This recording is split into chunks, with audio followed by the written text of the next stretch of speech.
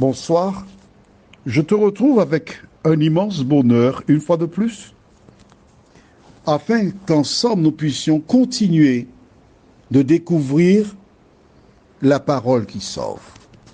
Juste avant de voir l'Éternel te rejette, prions notre Seigneur et notre Dieu.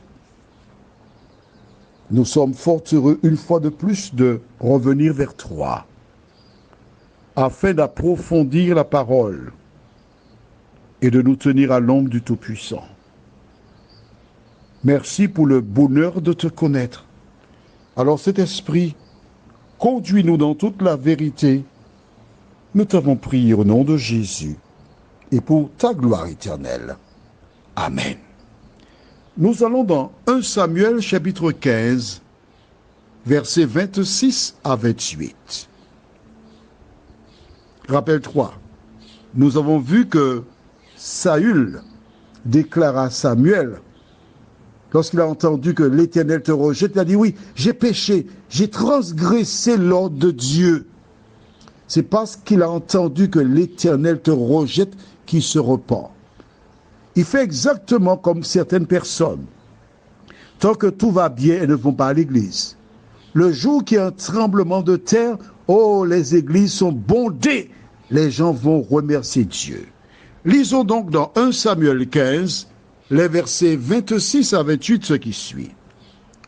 Samuel dit à Saül, « Je ne retournerai point avec toi, car tu as rejeté la parole de l'Éternel, et l'Éternel te rejette, afin que tu ne sois plus roi sur Israël. » Et comme Samuel se tournait pour s'en aller, Saül le saisit par le pan de son manteau qui se déchira.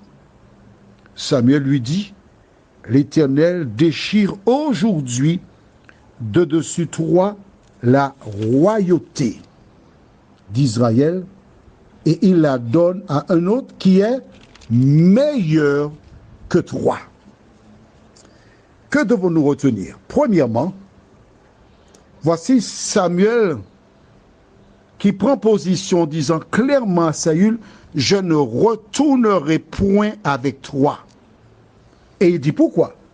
Car tu as rejeté la parole de l'Éternel. J'aimerais que tu notes avec moi quelque chose de très important. D'accord?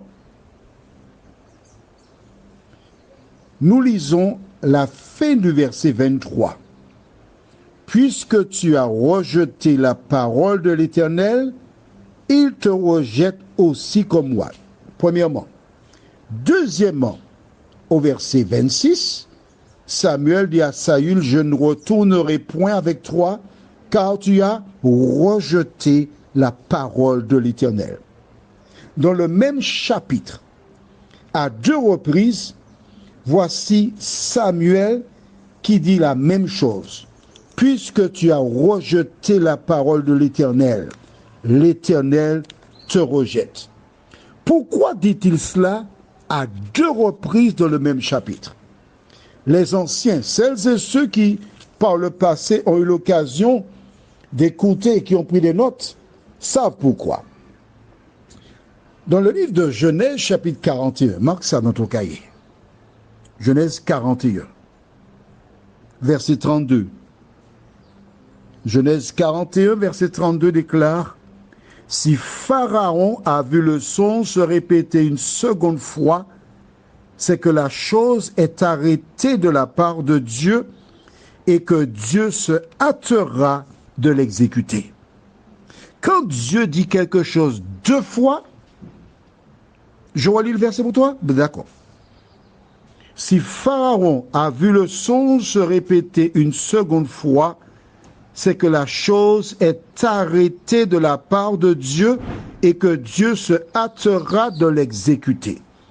Quand quelque chose est répété deux fois, ça veut dire que ça vient de la part de Dieu et que l'Éternel fera ce qui a été dit. Or, tu notes avec moi que Dieu a dit à Samuel d'aller faire la commission. Il a fait la commission. Et il a dit à deux reprises à Saül, l'affaire est classée, tu ne seras plus roi sur Israël. C'est bon? Bon, la deuxième chose importante, il dit à Saül, je ne retournerai point avec toi. Il y a une ligne de démarcation entre toi et moi. Pourquoi? On va aller dans le livre de 2 Corinthiens, chapitre 6, versets 14 à 17. 2 Corinthiens 6, versets 14 à 17. C'est Paul qui dit, « Ne vous mettez pas avec les infidèles sous un joug étranger. Car quel rapport y a-t-il entre la justice et l'iniquité? Ou qu'y a-t-il de commun entre la lumière et les ténèbres? Quel accord y a-t-il entre Christ et Bélial? Ou quelle part a le fidèle avec les fidèles? Quel rapport y a-t-il entre le temple de Dieu et les idoles? Car nous sommes le temple du Dieu vivant, comme Dieu l'a dit, j'habiterai et je marcherai au milieu d'eux, je serai leur Dieu et ils seront mon peuple. C'est pourquoi, sortez du milieu d'eux et séparez-vous, dit le Seigneur. Ne touchez pas à ce qui est impur et je vous accueillerai. Tu as vu ça?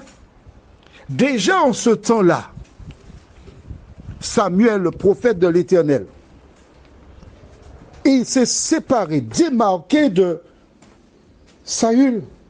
Pourquoi? Parce que Saül a rejeté la parole de Dieu. Il a dit, non, non, non, je ne retournerai pas avec toi. Nous appartenons à deux maisons différentes. Toi, tu as choisi de désobéir à la parole de Dieu. Moi, j'ai choisi d'obéir à la parole de Dieu. C'est terminé, c'est fini.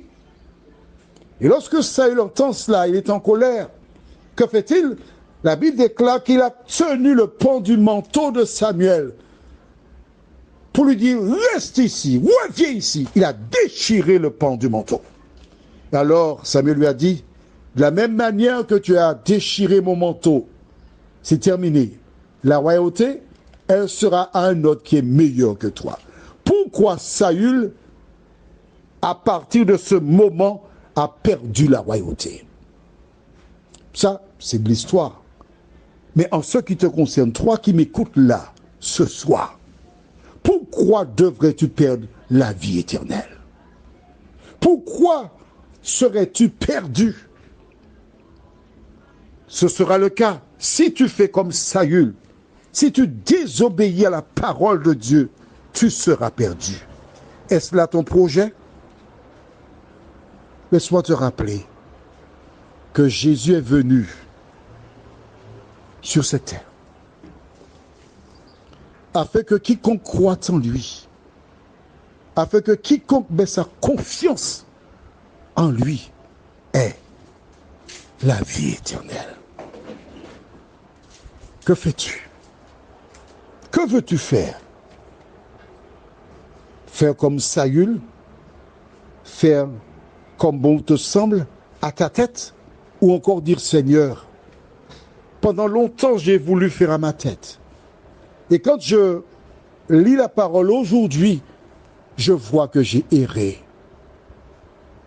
Pardonne-moi, Seigneur. Veux-tu dire ça au Seigneur? Si tel est ton cas, je dis, Seigneur, nous avons lu la parole.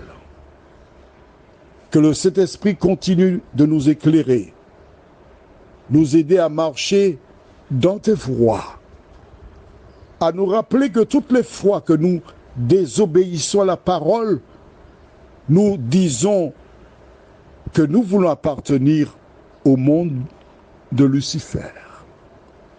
Par le passé, nous avons erré, Seigneur. Mais à compter de ce jour, cet esprit, que nous soyons au service de Dieu. Que le sang de Jésus nous purifie et que nous puissions marcher selon la parole. Amen. Que Dieu te garde, qu'il te bénisse. Je te souhaite une bonne nuit sous son regard et à demain soir, si Dieu nous prête vie.